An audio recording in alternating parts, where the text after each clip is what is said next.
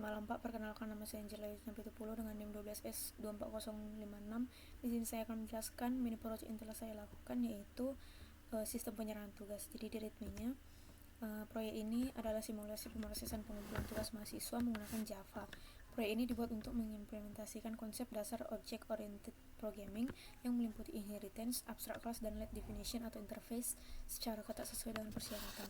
Jadi konsep yang saya implementasikan di dalam tugas ini ada abstract class dan inheritance. Abstrak penyerahan tugas ini sebagai superclass yang diekstensi oleh penyerahan makalah dan penyerahan coding. Modifikasi state berupa atribut private seperti nama mahasiswa dan nama mata kuliah yang diakses menggunakan getter. Kemudian polymorphism atau overriding, ini implementasi metode abstrak proses tugas yang di-override oleh subclass dengan fungsionalitas yang berbeda. Kemudian ada let definition atau interface, ini berupa iCode validator yang diimplementasikan secara eksplisit oleh penyerahan coding untuk menambah fungsionalitas memvalidasi ekstensi file. Kemudian ada exception handling, program memiliki mekanisme try catch untuk menangani exception yang dilemparkan, atau throw new exception apabila validasi format kode bernilai false. Kemudian dari struktur kodenya, kode pertama ada abstrak penyerahan tugas Java. Ini kelas abstrak utama yang memuat data mahasiswa dan kontak abstrak atau metode, yaitu proses tugasnya. Kemudian ada penyerahan makalah Java, ini turunan dari kelas abstrak untuk memproses simulasi makalah yang otomatis diterima. Kemudian ada iCode validator Java, ini interface untuk mendefinisikan metode pengecekan format file. Kemudian ada penyerahan coding Java, ini turunan dari kelas abstrak dan pengimplementasi interface iCode validator dan memvalidasi apakah file berakhir dengan Java. Jika bukan, maka exception dilemparkan.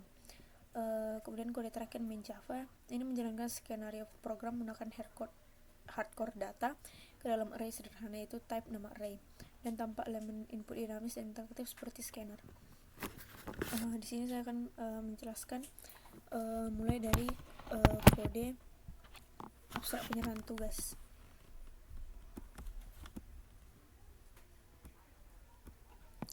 Jadi ini adalah kelas induk superkelas yang menjadi fondasi bagi semua jenis tugas di sini. Nah, jadi di sinilah atribut dasar dan aturan utama ditetapkan. Yang pertama ada kelas abstrak atau abstrak class. Ini bersifat konseptual dan tidak bisa dibuat menjadi objek nyata secara langsung dan hanya berfungsi sebagai cetak biru. Kemudian ada variabel nama mahasiswa. Ini enkapsulasi yang private yang berisi variabel nama mahasiswa dan mata kuliah yang dikunci menggunakan private agar tidak bisa diubah sembarangan dari luar kelas, dan data ini hanya bisa diisi sekali saat awal pembuatan. Kemudian ada constructor. Jadi meskipun kelas ini abstrak, kelas ini tetap memiliki konstruktor untuk menerima data nama dan matkul dari kelas turunannya nanti, lalu akan menyimpannya ke dalam variabel private tadi. Kemudian ada getter, get nama mahasiswa dan get mata kuliah. Karena variabelnya ini di enkapsulasi atau dikunci, maka disediakan metode get nama mahasiswa dan get mata kuliah sebagai pintu resmi untuk membaca datanya nanti. Kemudian ada metode abstrak void. Terdapat pula abstrak void yang berupa proses tugas dan throw exception. Jadi sebuah aturan wajib untuk semua kelas anak yang mewarisi kelas ini harus memiliki cara sendiri untuk memproses tugas dan jika diberikan izin untuk melempar exception dan jika terjadi masalah. Kemudian yang kedua, penyerahan makalah.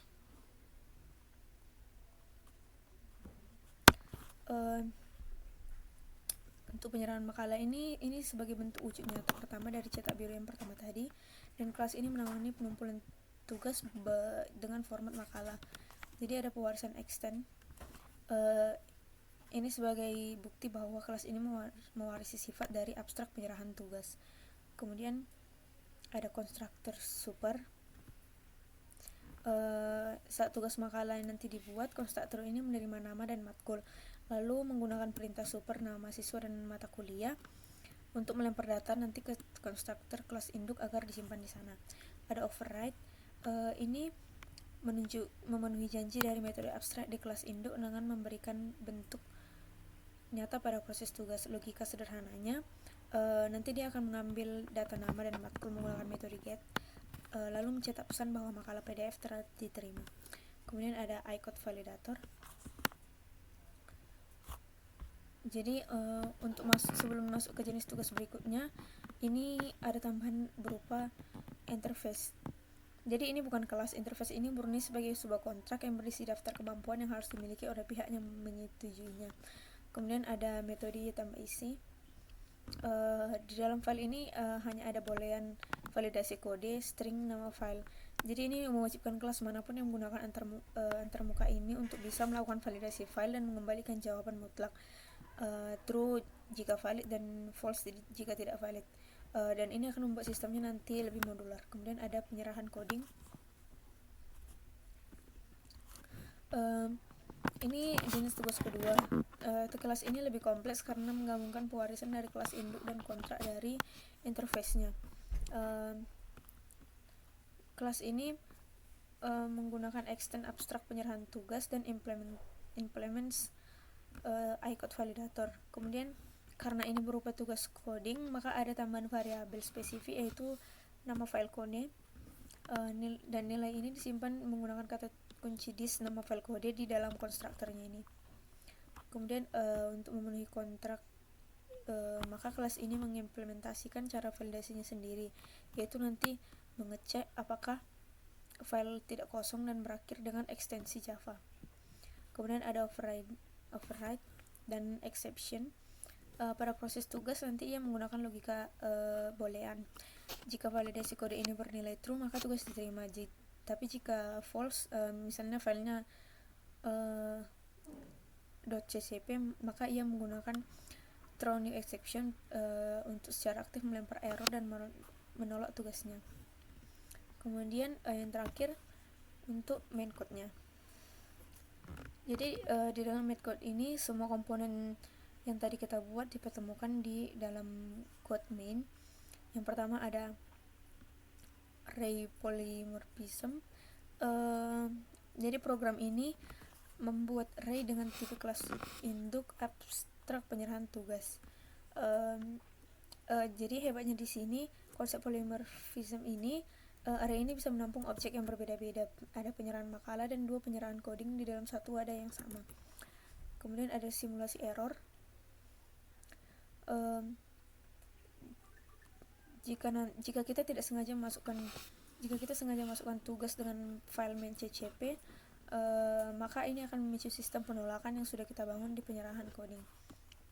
Kemudian untuk looping dan exception handling atau try catch, yang ini try and catch, program ini digunakan untuk perulangan yang memproses isi array satu persatu.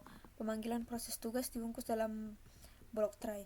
Ketika giliran tugasnya diproses, kelas penyerahan coding akan melempar error. Block catch bertindak sebagai menangkap error dan mencetak pesan kesalahannya sehingga aplikasi tetap berjalan tanpa mengalami crash. Jadi sekian penjelasan saya, Pak. Di sini saya akan menjalankan program yang telah saya buat.